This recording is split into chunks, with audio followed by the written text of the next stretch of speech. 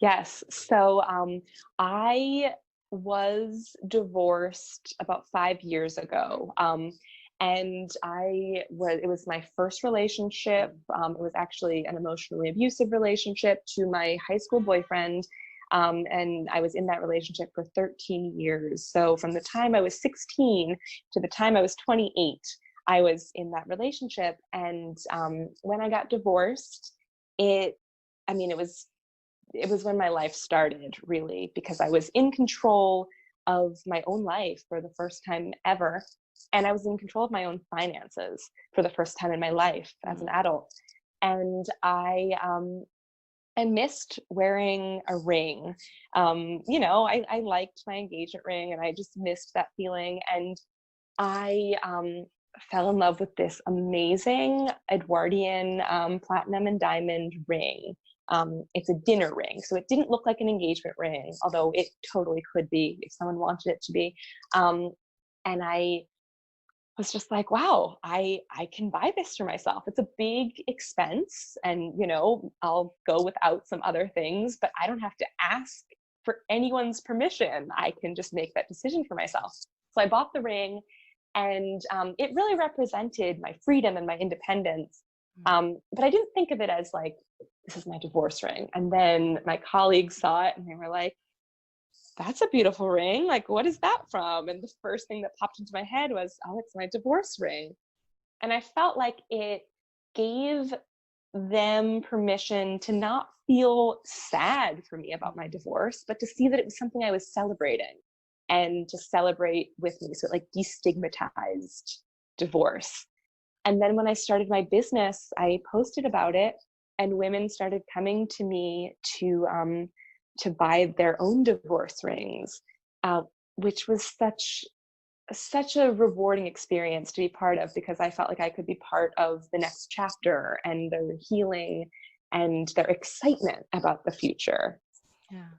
Yeah, it's like a new way to think more positive about, because the divorce part is a very hard thing to go through, especially when women go Yeah. through this divorce process. It's very hard for them. So how did you try to, it's been like, for you, it's been like a long time with your ex-husband, and it was like a very abusive relationship, but how like, when did you find, you said to yourself that I need to move on and walk away from this relationship and just change the whole thing? Yeah. In a way, I was very fortunate because my ex-husband had an affair. So for me, that was like a line that I knew couldn't be crossed, and it gave me personal permission to walk away. And I really, really wish that I had given myself that permission much, much earlier, which really made me think about the way we talk about emotional abuse and control, because I knew, that there were some things that were absolutely wrong, like cheating and physical abuse. And I knew that if those things happened, I could leave, but I didn't know what to call the control and the emotional abuse that I was experiencing, because I didn't know anything different. And if I had really known and been more honest with myself about what it was that I was experiencing, I think that I would have felt empowered to get out of that situation sooner. But it was just an amazing feeling once I was out to realize that these things that I had experienced weren't okay and weren't normal. So it's been really important to me to keep that education going for young people, because, if you don't know what to call it, sometimes it can be easier to kind of,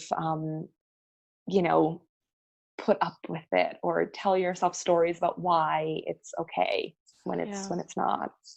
Yeah, but I feel like you came out strong from it, and you find Yes. a new love, and you didn't give up. So what the advice you can give for adults right now that they could give up on love?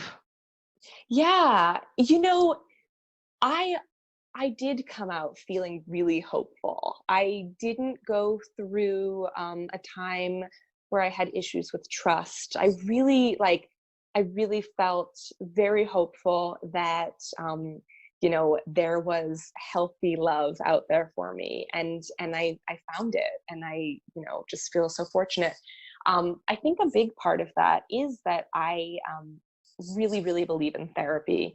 And so when I got out of the marriage, it was really important to me that I really work on my own healing and, you know, really face what I had been through and talk through it, and, you know, and figure out how I was going to move forward and how I was going to grow from it, because I didn't want to lose any more of myself than I had already lost. But I think that just reading and processing and working with a therapist was vital in my healing.